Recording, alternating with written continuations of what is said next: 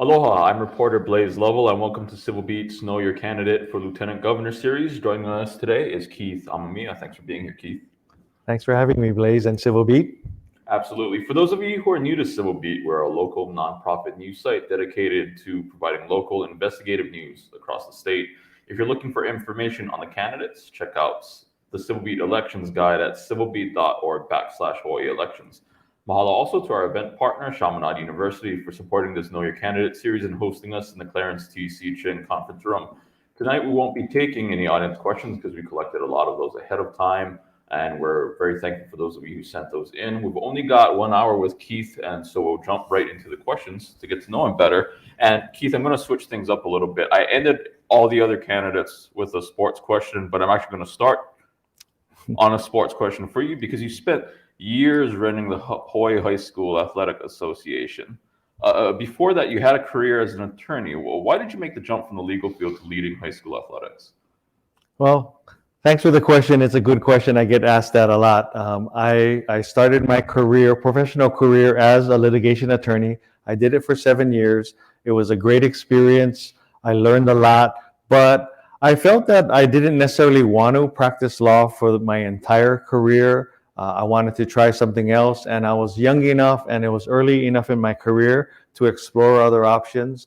The Hawaii High School Athletic Association executive director job came up and became an opportunity for me. I decided to make the leap of faith, make a big career change, and I was attracted to it for several reasons. Number one, it involves sports, and sports is fun. I have a passion for sports, and so I thought it would be great to be in a career that involves sports. I also thought or knew that it was a way to give back to the community. It involved youth and providing them as great an experience in high school as possible through sports and education. And so there's no regrets. I'm glad I was an attorney and learned skill sets that can be applied to any profession, including high school sports.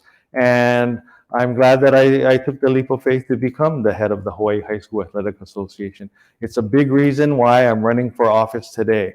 In that job, I oversaw the high school athletic programs of all 98 high schools across the state.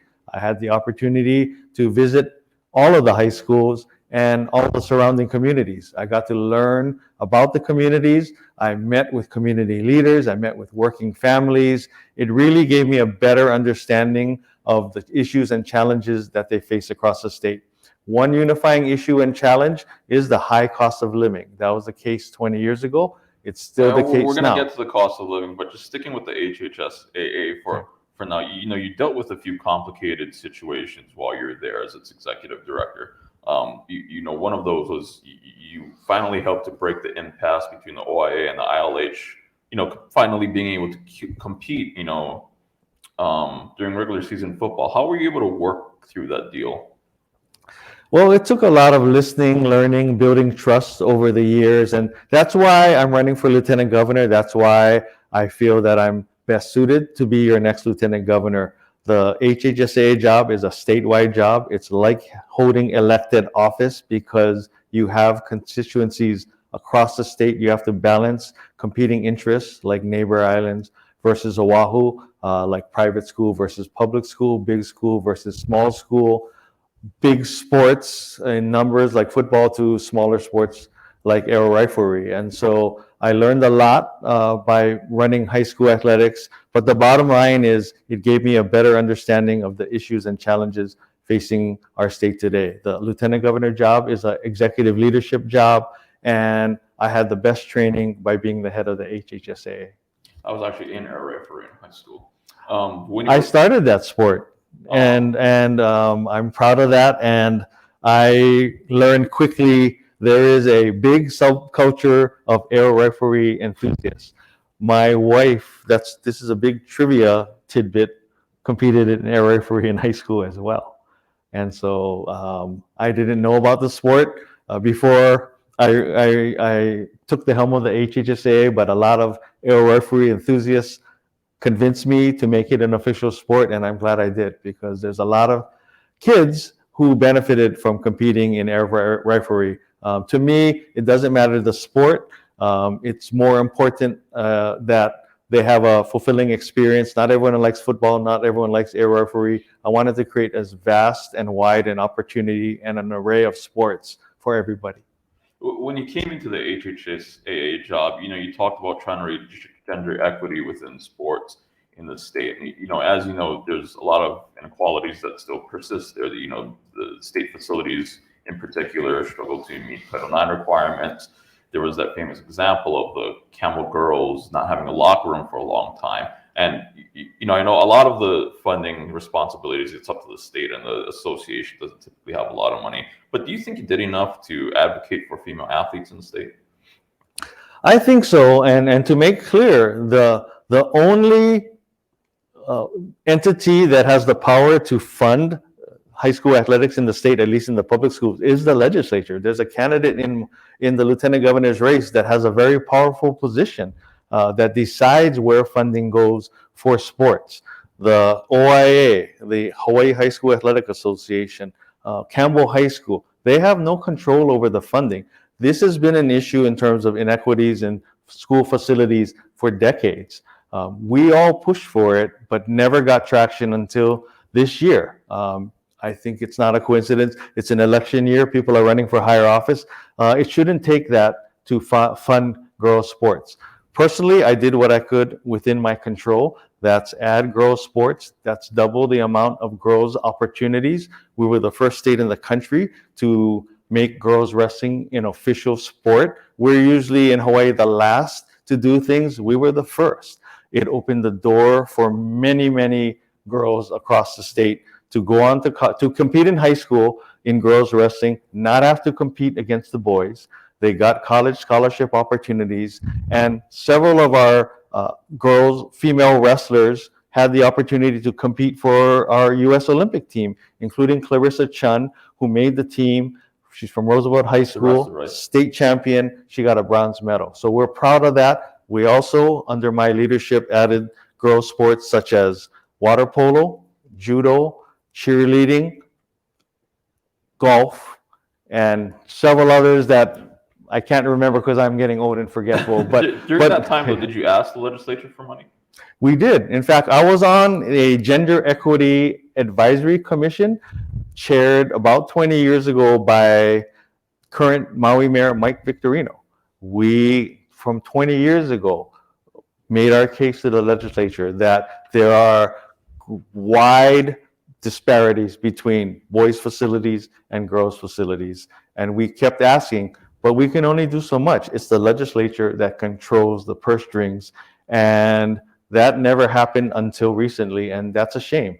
Like I said, I did what I could under my control, and that's add opportunities for girls, add state tournaments, and it paid dividends in spades. Speaking of the legislature, of the candidates in the field, you haven't had to interface with state lawmakers as much as some of your opponents. How would you approach the legislature if you were elected to the LG's position? So actually, I've interfaced with the legislature a lot, especially when I ran the Hawaii High School Athletic Association. I've also served on the State Board of Education.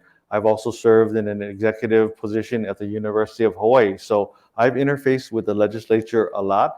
I believe that's one of my strengths. I've been out in the communities. I've worked with the legislature. I've worked with city councils, especially pertaining to county facilities that are utilized for sports. So I already am familiar with the legislature. I think it's an advantage that I've already worked with them and the communities as well. I have the broad breadth of experience that my opponents haven't had the opportunity to do in their respective careers.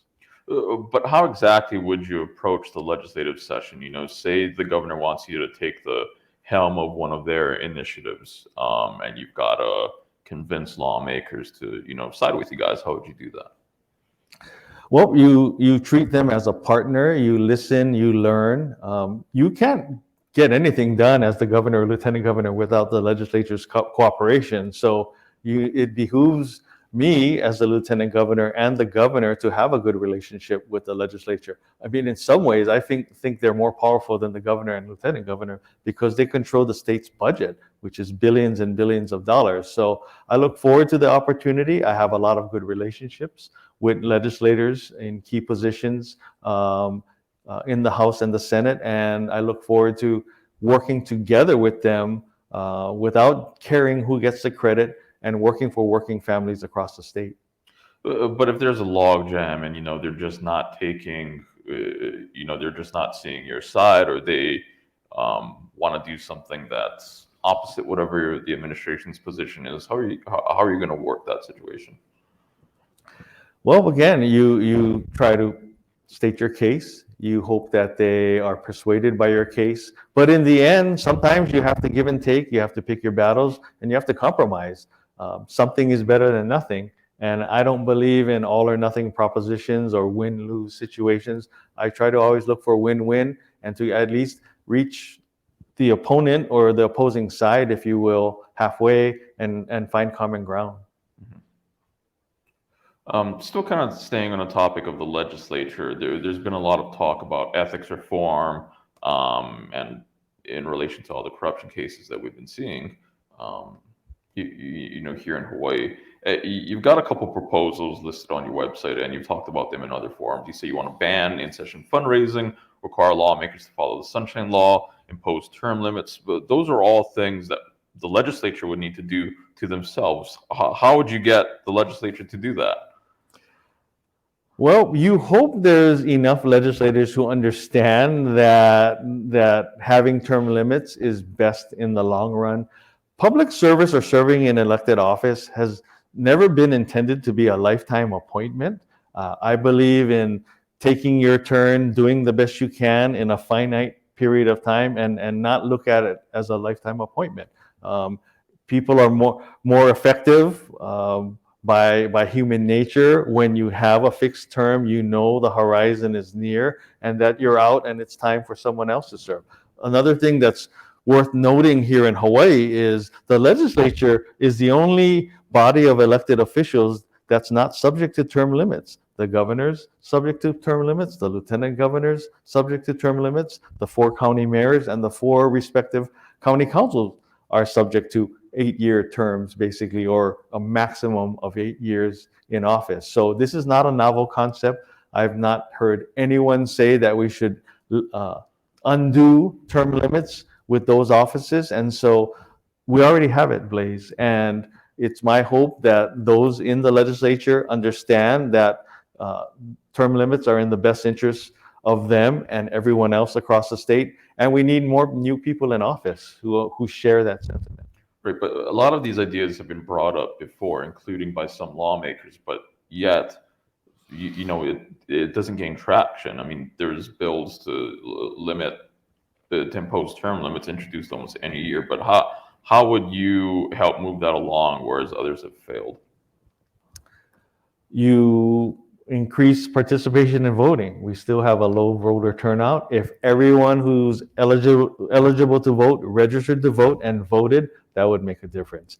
We need more people to run for office. Now, of course, that has its hurdles as well because of the way campaign fundraising is allowed. But we can't give up. That's the way I look at it, Blaze. We can't just throw up our hands and say, well, we can't do anything about it. I mean, that's why I'm running. That's why a lot of other people are running for office for the first time in the legislature, in the lieutenant governor's race, the governor's race, and even in a lot of county council races. And I think it's an exciting time. People like myself are concerned about the future. They don't see any change happening with the current slate of elected officials. And hopefully in this election, we have a change in leadership and a new beginning in Hawaii politics. You've spoken in other forums about ending financial conflicts of interest, specifically at the legislature. I was curious, what exactly are you talking about? Could you be more specific?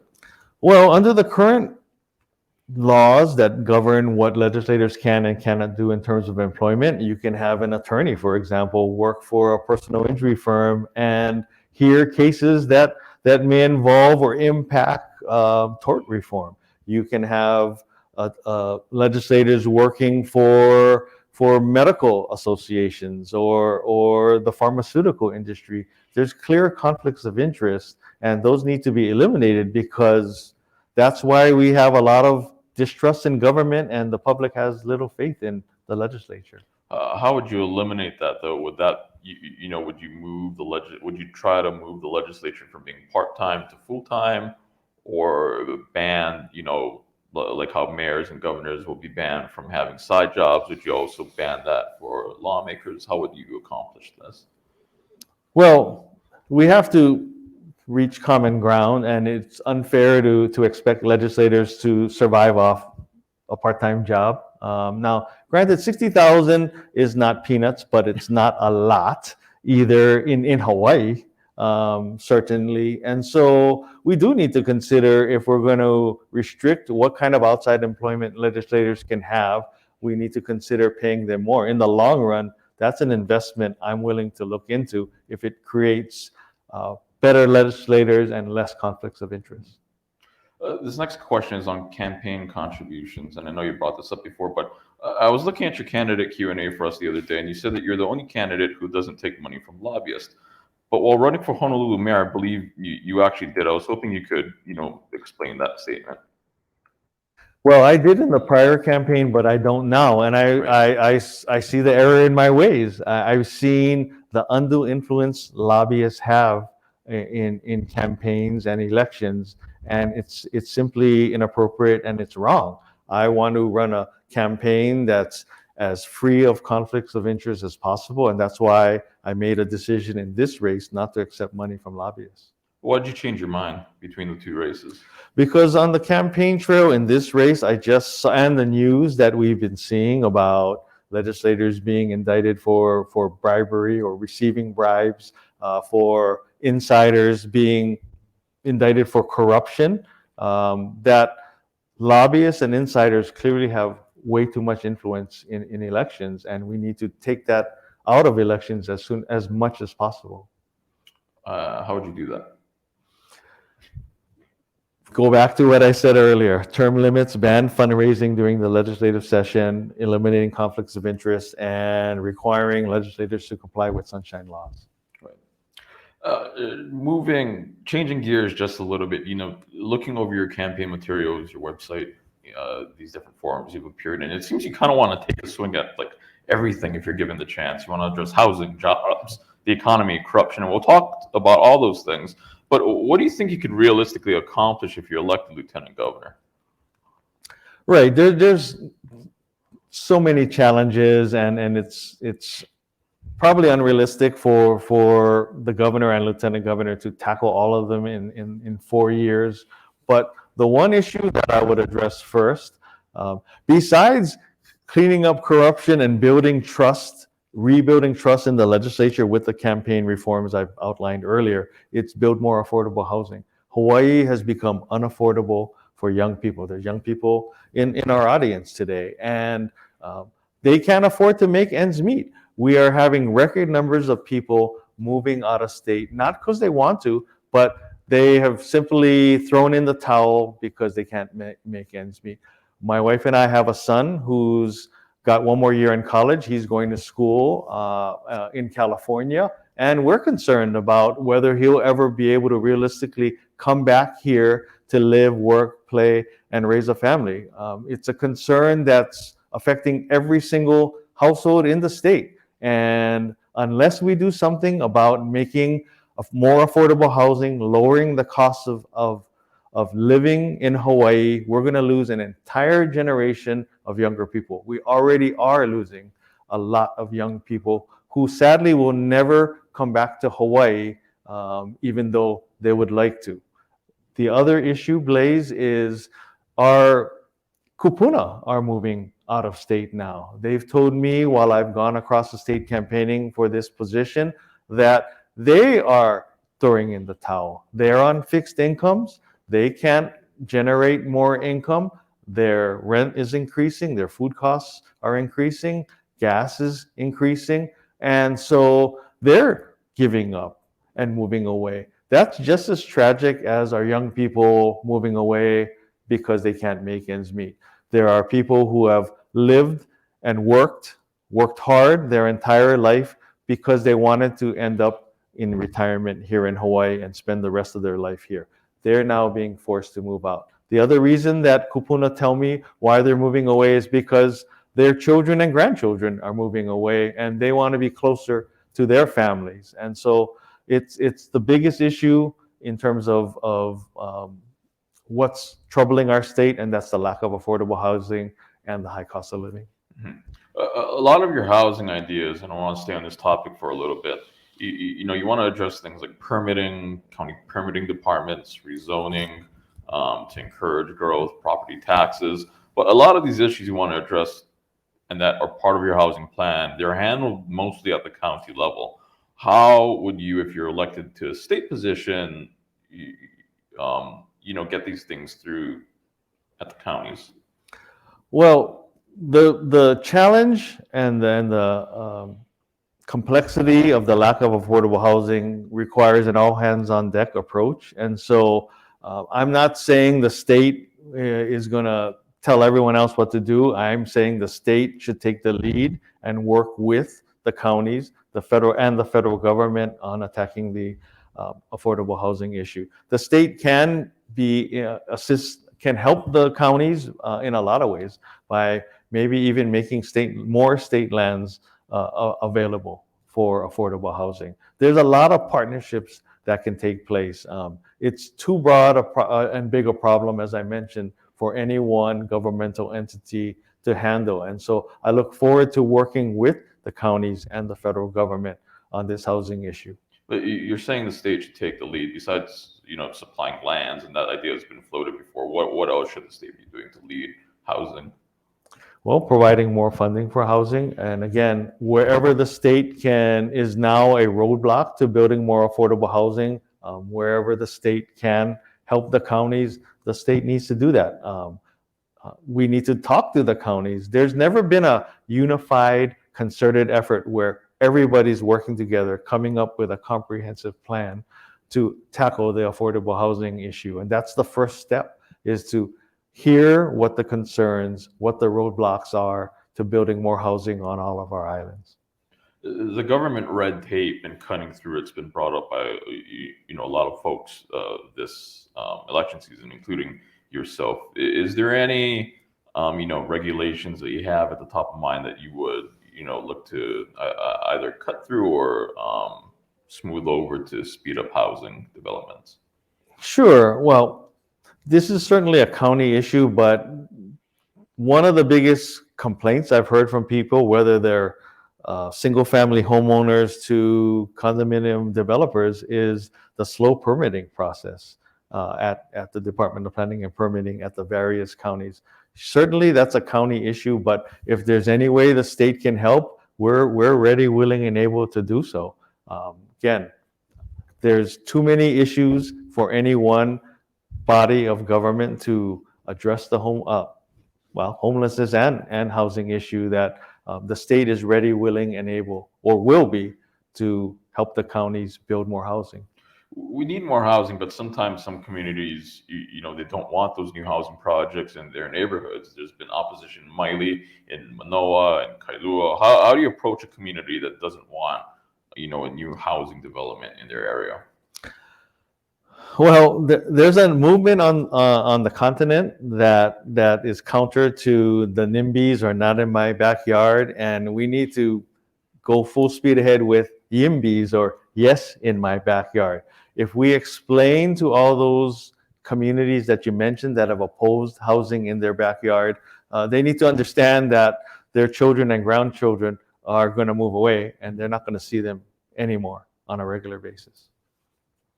How would you approach those communities, though, to gain their trust, I guess? Because a lot of times they'll say things like, they weren't consulted enough early on. How do you navigate situations like that? So you hit the nail on the head. I mean, I believe in transparency. I believe in openness and engaging every stakeholder from the start, not at the tail end where you announce a development plan to the community and ask for their input. I believe in asking for the input from the community from the start. That alleviates a lot of problems later on. They'll bring up issues that maybe government hasn't thought about in crafting a development plan. And obviously, from a human nature standpoint, if you're asked to participate from the get-go, you're more inclined to go along with the project at the end than if you were consulted only afterwards or just told what was going to happen in your neighborhood.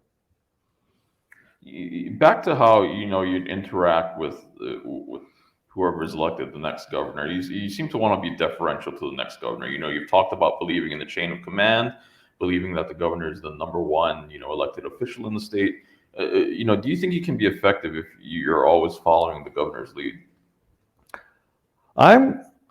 I believe in the chain of command. I'm not changing my position on that, but I also believe in healthy discourse. I don't think the governor wants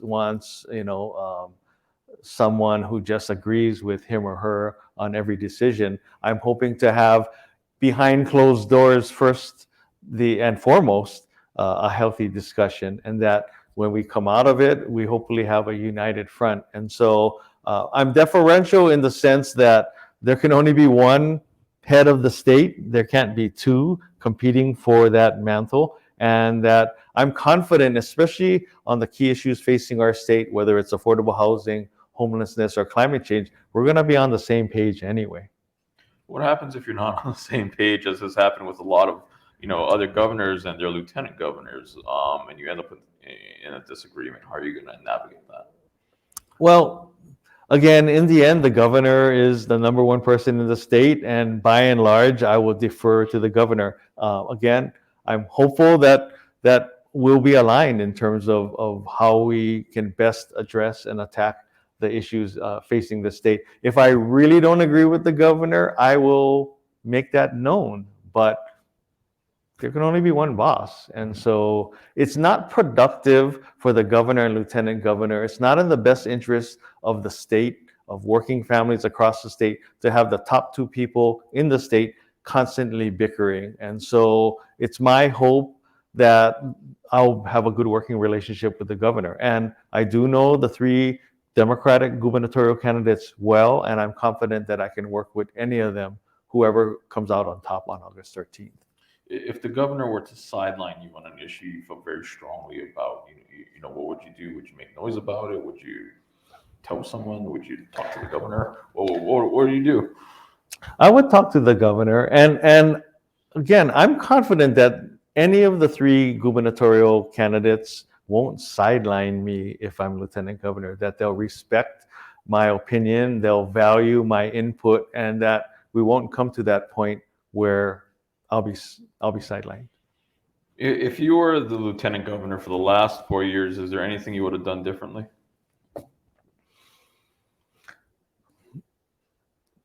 Well, the big difference is I'm not a medical professional, so I probably wouldn't be out in front as much and opine on COVID as regularly, because I don't have the background or the knowledge. I would defer to other medical professionals as opposed to what Lieutenant Governor Green did the last 4 years.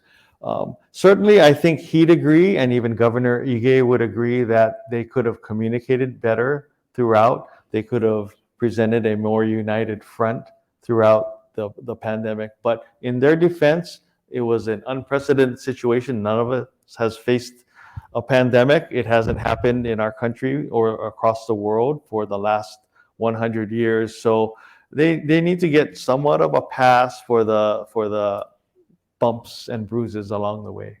Do you agree with the way the governor and lieutenant governor handled the pandemic, though?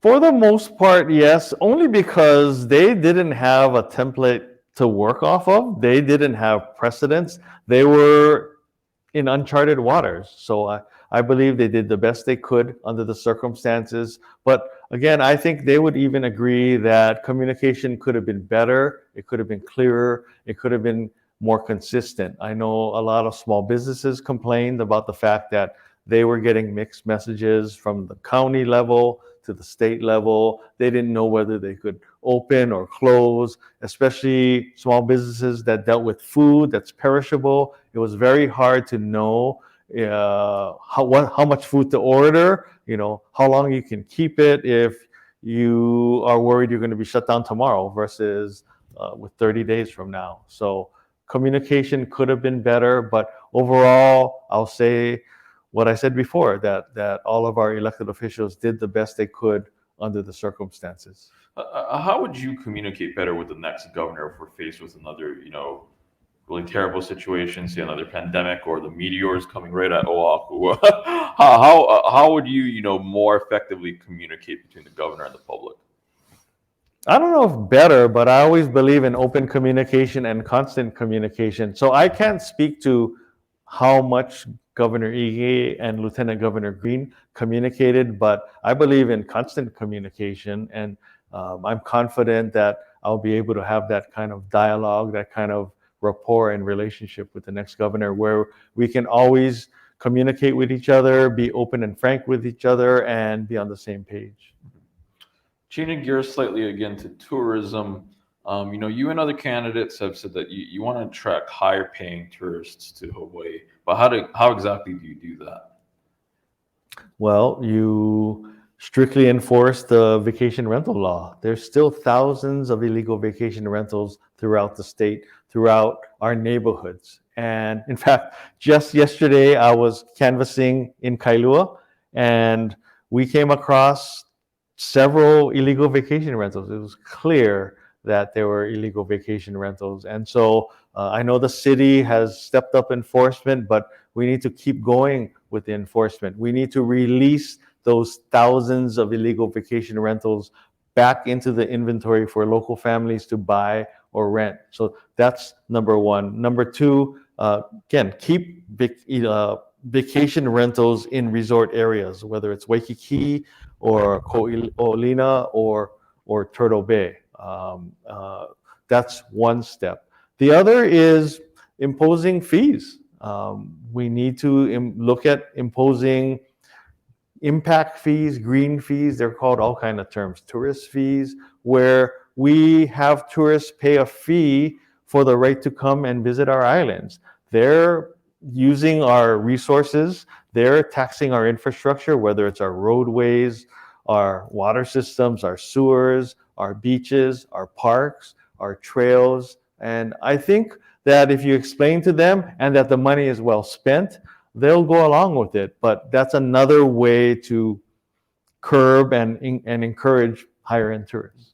I'll get back to vacation rentals in a bit, but on tourism impact fees, what do you think the mechanism should be to impose those things on tourists? I've heard different ways on how to do it. One is to impose a fee as soon as they land. Another is to incorporate it in the taxes they pay for the accommodation they're staying at. I don't know which is the best way, and all I know is that we should seriously look at that as a way to discourage lower end tourists and to help pay for the cost of them visiting our islands and using our resources. And then on short-term vacation rentals, again, a lot of that is, or at least should be, county-led. What do you think the state's role should be in that whole enforcement aspect?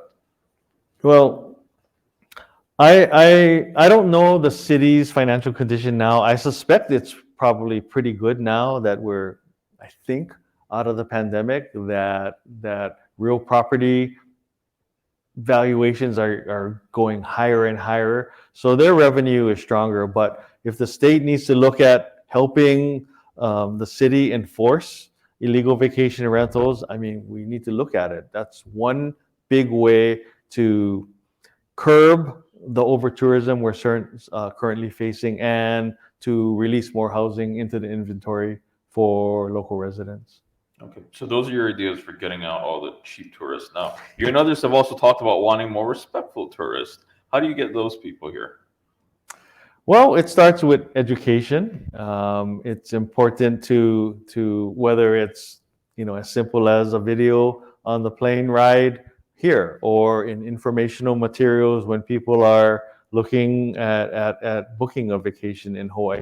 It's also just awareness through social media. I mean, there's no one magic formula on how to create better tourism or better tourists. But, of course, another way to look at that, and attract better tourists and more respectful tourists is perhaps through the new marketing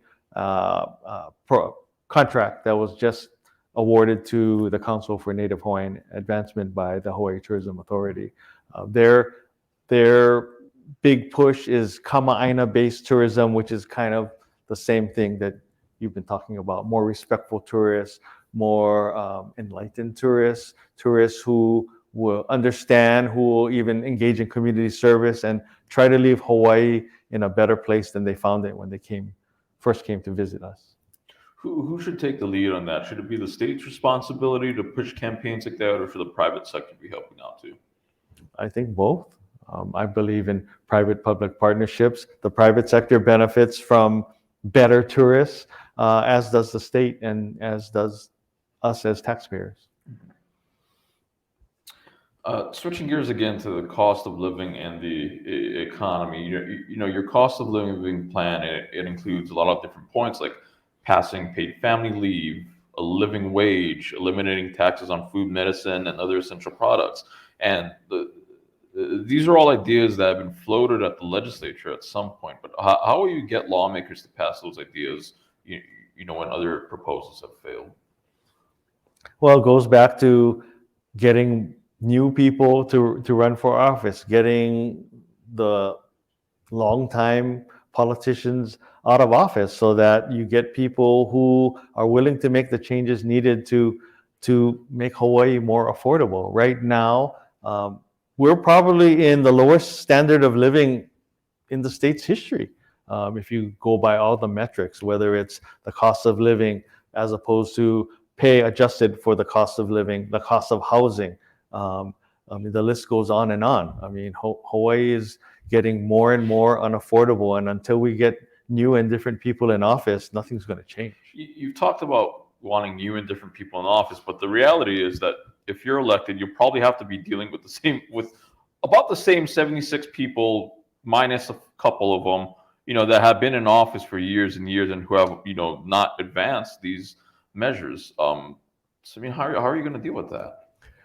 One big way of doing that is change leadership in the houses as necessary. As you know, lead a coup? What's that? You're going to lead a coup? I'm not going to lead a coup, but well, here's an example of where there may be change in leadership. And as you know, Blaze, and we don't have enough time in the day to explain the power structure of the House of Representatives, for example, but basically, the House Speaker and the House Finance Chair, who's running for Lieutenant Governor, can control and decide whether every single bill goes for hearing and has a chance of passing or not. They decide where every penny in the state's budget goes. They're one of 52 of 51 House members. Two people are more powerful than the other 49, essentially. And if you change those two, common sense dictates that you might have a hope of change and progressive leadership. And so, to add to that, one of my opponents is not going to be back at the House, right? The House Finance Chair, Sylvia Luke. Scott Saiki had a close race against Kim Koko Iwamoto 2 years ago. Who knows if he'll return? So right there, you may have a new House Speaker, you will have a new House Finance Committee Chair. That alone may make big strides in terms of changing the old boy network style of dealing at the legislature. Okay, we'll move on to the economy. You've talked about creating, new tax incentives to draw industries here. I want to get a little bit more into those, but you started with movies and using them to build, I think, film studios. You've mentioned before. How should that look like? Like, what should the subsidy be, and how would all of that work? I don't have an exact amount, Blaze, but it's clear other cities that have provided incentives have benefited from the movie production industry, as an example. Vancouver's a perfect example. Movies want to come here and produce movies and television shows. It's lucrative, of course, for them, or they wouldn't come here, but it's also lucrative for local residents. It creates a lot of stable, high-paying jobs. And so it behooves us to continue to encourage more movie and television production to our state. It's minimally taxing on our resources. It's free advertising for our state in many ways. And again, I go back to it creates a lot of high-paying jobs for our local residents. Oh, what about some other industries? What do you think the state should be trying to incentivize to come here that it's not already doing? I don't know if we need to incentivize, but let's go all in on renewable energy. I mean, we're one of the best places on earth in terms of having the most renewable energy sources, whether it's, solar, wind, hydro, geothermal, and the like. And so I don't see why we have to wait till 2045 as a goal to be 100% renewable, especially because our world is facing a climate crisis, and we're well positioned to be the renewable energy leader. And we can export our knowledge, we can export our expertise, we can create high-paying jobs for something that'll also help our environment at the same time. The state already provides some tax credits for homeowners that want to install solar panels, though. But how would you grow, larger solar, the amount of large scale solar or not solar projects in particular, but renewable energy projects? How would you grow those in the state? Well, it's going to take a commitment from the state. And as bullish as I am on solar, I do know that I think if we placed a solar panel on every single house in the state, that's still not enough to reach 100% renewable energy. But as I said, we have other sources of energy across the state that we should tap into. Kauai is the model we should look at. They have made great strides to becoming 100% renewable. And it behooves us to look at them as a leader and as an example of how it can be done in Hawaii to be 100% renewable energy sooner than later. How would you replicate what the utility cooperative there has done, on other islands, though they have far less people than Oahu? Are you suggesting a kind of utility cooperative for us or the Big Island, or how? Like, what exactly are you talking about? Well, as I said, they're doing something right, and I don't have all the answers now, but we should ask them. We should collaborate with them because they're onto something. Okay, you served on the BOE for about 4 years, right? Board of Education. Correct. What, in your opinion, are areas in which the Department of Education needs to improve? Well, one idea I floated that works in the athletics context in the public schools is that, as you know, we have a statewide school system, and there's some benefits to that in that everyone's on the same page, in theory at least. There's uniform standards across the state, but in the athletics context, the public schools are divided by counties, basically. And on Oahu, they're divided by geographic region. There is no one umbrella organization that controls and runs high school sports on each of the islands. So, example, there's the Kauai Interscholastic Federation, the Maui Interscholastic League, the Big Island Interscholastic Federation, the Oahu Interscholastic Federation. I cannot imagine high school sports being governed on a public school level by one umbrella organization where they control the scheduling, they control all of the funding, they control all the formats for the various playoffs for the various sports. And it's worked nicely in the sports context. Now, granted, the entire education context is much more complicated, but there is success in dividing the state from an athletic standpoint, and I think it's worth looking at from an educational standpoint as well. Are you talking about decentralizing the DOE? Yes. I think we should look at it because although there's economies of scale, there's efficiencies and more productive results, if you will, by letting each county dictate how they run things. Because, I mean, I'm stating the obvious, but I might as well outline it. Hana High School is not the same as Farrington High School. It's not the same as Ka'u High School. It's not the same as Baldwin High School. And for one governing entity to more or less dictate how each of those schools are run is probably less than ideal. I don't think, in fact, I know that if you're on Maui, you don't necessarily want someone from Oahu telling you how to run sports or how to run your school because they're so different. Maui County is so different from Kauai County, so different from Oahu. And so, again, we need to look at decentralization. How would this be different from what's already in place with the complex areas, though? Would that still be centralized at the complex area? Or are you thinking like every island would have kind of its own, different management structure? That's what I think, is every island or county have their own different management structure. So yes, there's the complexes, but still there's only one superintendent that runs the state. That wouldn't be the case if you decentralize. You've also talked about wanting to empower, school principals to make decisions for their schools at the local level. Does that kind of tie in with this decentralization idea? Yes, it does, because every county is different. Well, every school in a county is different. I mean, Molokai High School is way different from King Kekaulike High School, but they're from the same county. And so I believe in decentralization as far as down as you can go, because they know best how to run their schools, and far be it for someone from Oahu, again, to dictate how they run things on their island.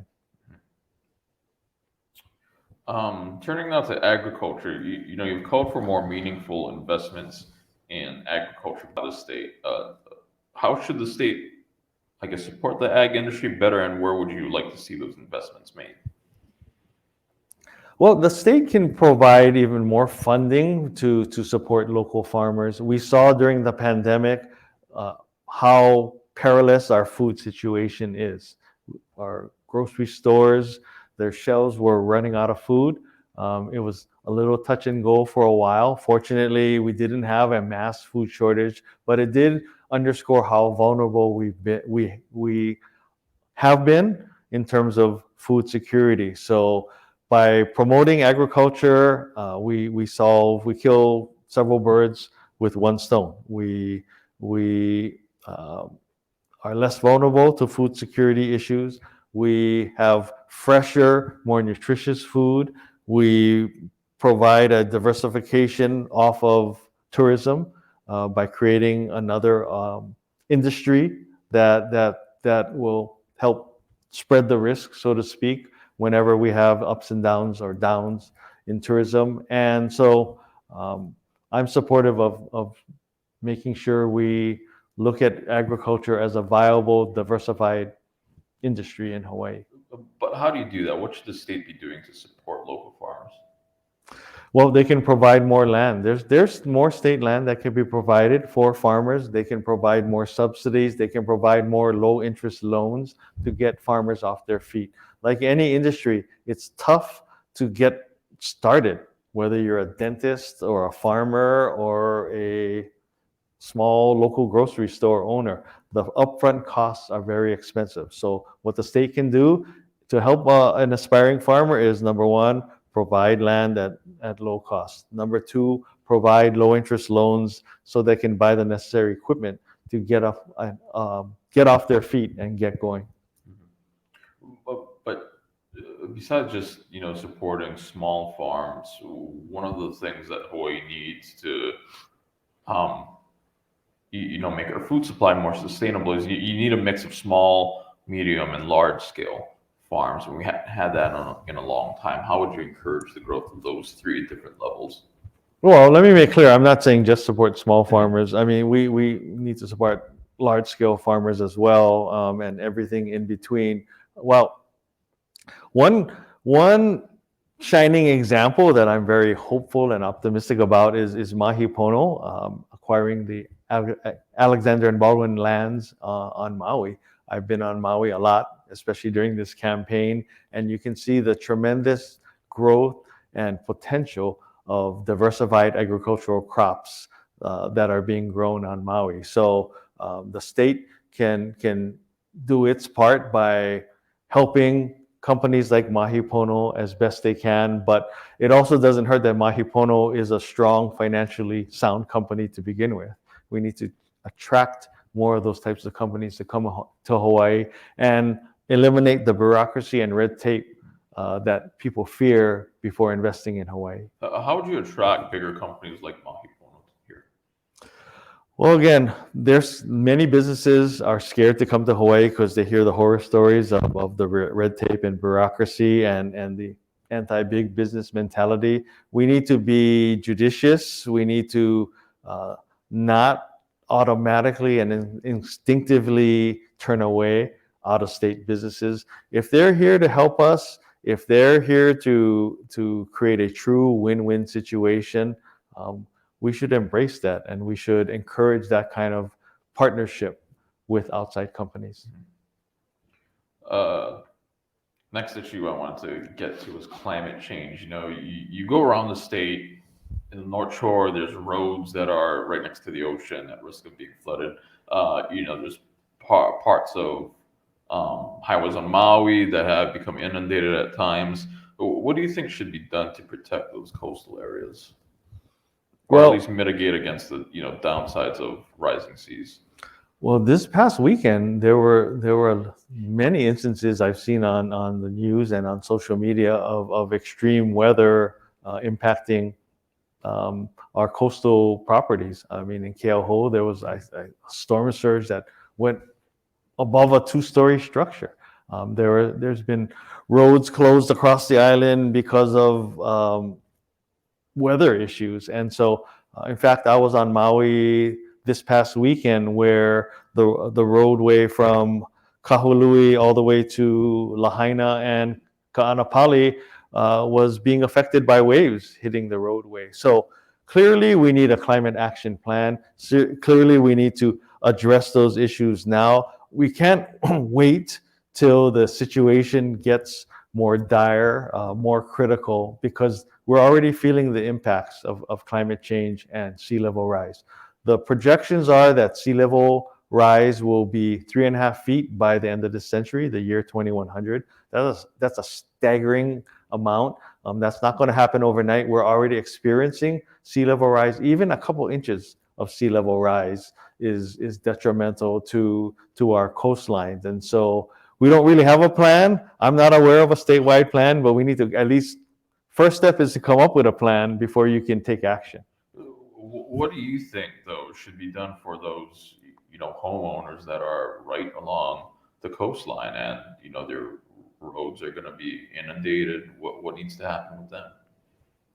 I sympathize with them, and we need to see what we can do to reach a compromise with them. I mean, there are mitigation practices that are used. I've seen in Singapore and Japan. I mean, where they build structures, artificial structures out at sea. Now, of course, we have to be mindful of the impact on surf spots and on the ocean life in those areas. But we can't overlook anything that can help minimize beach erosion and sea level rise. But in terms of those property owners, they're going to have to realize that it's sea level rise and coastal erosion is here to stay, and it's a tough situation, and we're going to have to work with them on how to best address the impact on their properties. What are those and I'm going to come back to the homeowners in a sec, but what are those artificial structures you saw out in Japan? Could you describe that? Is it like a seawall out there, or what exactly is that? I'm going to butcher the explanation, but they're out pretty far out to sea. I mean, but you can see them with the naked eye from the shoreline. But they're hardened structures that are triangular in shape that somehow minimize the wave activity coming into shore and minimizing the coastal erosion. Again, I've been told it works. I haven't studied it in depth. But at this point, Blaze, my feeling is we need to come up with a plan. We need to start exploring all the different types of measures that can minimize the impact of climate change on us. We live in an island state, and I go back to the lack of urgency, the lack of leadership, just like affordable housing that's been an issue for 50 years. I mean, homelessness has been an issue for decades now. It's worse than ever. Climate change is another example. I mean, there's no urgency, there's no plan. We need to get going, and we need different kinds of leaders in government so that they act in the best interest of all of us, especially our younger generations. Back to those homeowners for just a sec. What do you think should be done to help them? Should the state compensate them if they've got to condemn the land, or should the state help them relocate? Where should all the responsibilities fall? I don't know at this point, but I do know we need to. We don't even have a plan. We don't even. I'm not aware of any studies or research done to decide how best to address the issue. It's a tough situation, and if we have to relocate them or provide them compensation, I mean, I don't want to close the door on it, but we have to do a comprehensive study of who's impacted, how much it's going to cost before I support any of those initiatives. It sounds like you're kind of planning to plan. So how are you going to plan to plan?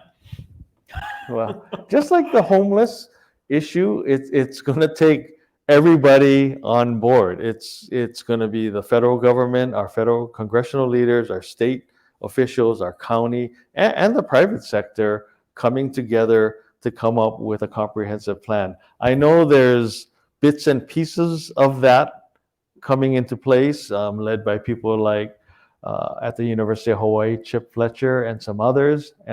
But like you said, I mean, it sounds like bureaucracy and that we're planning to plan, but we need to do that before we can decide where to best invest our resources. Right. Well, we've got about 4 minutes left if I'm reading the clock right. But I kind of wanted to see if you could talk more about growing up. You brought it up before, but I think it's worth mentioning again. You've said that your mother struggled with mental illness while you were growing up. Your parents, when you were really young, they got a divorce. I mean, what was it like growing up with all of that happening around you?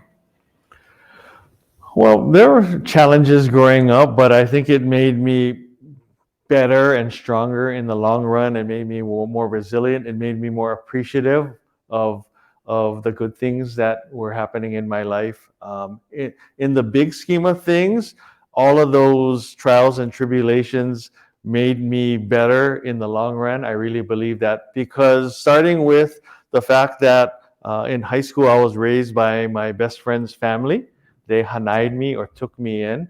And so they gave me a better life. They gave me a better footing to take me to where I am today. And if it wasn't for those trials and tribulations before then, I would have probably never been lucky enough to be welcome into their home and provided a safe, stable environment, provided or taught me values like compassion and helping others that are less fortunate than you, to be appreciative of what you have. So all of those experiences, I don't regret. And like I said, in the long run, made me a better and more appreciative person. And in many ways is the impetus for me running for public office, because I was lucky. I had people who helped me who didn't have to help me. And we need more of that in government. We need more of that in society as a whole. And so I use those experiences to motivate me to do my part to make Hawaii a better place. How old were you when the Kobayashis took you in? I was 14 years old, and so I was pretty young at the time. And I, again, was very lucky that they took me in. But going back to my mom and her unfortunate situation with mental illness that she battled through most of her adult life, it made me keenly aware that that's a big issue in Hawaii, that it's far larger than people would like to admit. And it's clear that we don't have enough mental health services in the state, because I've had to help her. I've had to try to get her the treatment and services that she needs, and it's not readily available. And it's very frustrating as a family to have to deal with that and not get the proper help and resources that you need. It's very stressful on a family. I mean, I'm not complaining. It is what it is, but I sympathize with people who are in the same situation as my family is and was, and not getting the proper help you need, or where to turn, or the red tape to get the services. It's very complicated. It's frustrating. It takes a lot of time, and there's not a lot of assistance in terms of navigating. Now, I will give a shout out to St. Francis. They have a specialized team that helped me navigate through the myriad state and federal bureaucracy to get services for my mom. And I don't know how I would have done it without them. You still keep in touch with your mom? Oh yeah, I do. She's in a care home in Eva Beach. I mean, I kept in touch with her regularly for the 40 years or so that she's been on our 50 years maybe. And obviously as a youngster, I wasn't as involved in her care and well-being, but as an adult, I have been. And it's something that you think about every day. And because she's independent and self-functioning enough to live on her own, that's a mixed blessing in a way. Before she was placed in a care home about 2 years ago, and she's on my mind, or was on my mind, multiple times a day. You worry about how she's doing and where she is, and it's an unsettling feeling. But she's in a good place now, and so we're happy about that. Thanks for sharing that story with us, Keith. And that actually takes us to our hour mark. But thanks for joining us today. We really appreciated it. Thank you. And thank you to our audience here at Chaminade, and to those of you joining us online in your offices or at home. And thanks for everybody who, stuck with us this whole week at this Get to Know Your Candidate event series. We'll be hosting more Get to Know Your Candidate events for the congressional races for CD1 and CD2. Those will be hosted by Civil Beat Politics and Opinions editor Chad Blair. We'll also have Pat Bronco and Jill Takuda on Tuesday, July 26th, Sergio Alcobilia and Ed Case on Tuesday, August 2nd. And you can register for those at civilbeat.org/events. Again, check out our elections guide at civilbeat.org/Hawaii elections. And mahalo to our supporters, everyone here tonight, and also to Chaminade University. Good night, everybody. Night.